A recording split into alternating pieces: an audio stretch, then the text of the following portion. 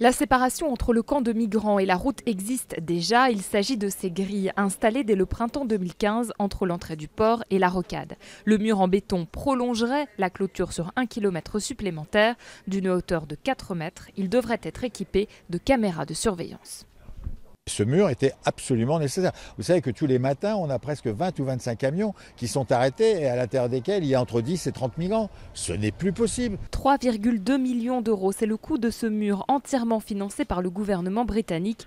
Mais pour les bénévoles anglais qui travaillent auprès des migrants, ce mur est tout sauf une solution. Ils ont prévu de dépenser beaucoup d'argent, plusieurs millions pour construire ce mur. Je préférerais vraiment qu'on dépense plutôt cet argent pour loger les migrants et accélérer le processus d'accompagnement des enfants, ce que nous avons recensé dans le camp pour le moment, et qu'on accélère le processus pour ramener ces enfants en Angleterre.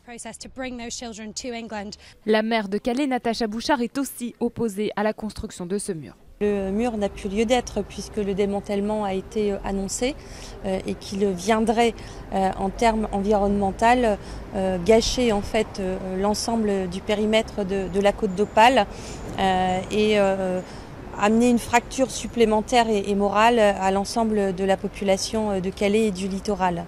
Natacha Bouchard a demandé la suspension des travaux. La préfecture est actuellement en discussion avec les différents acteurs du dossier.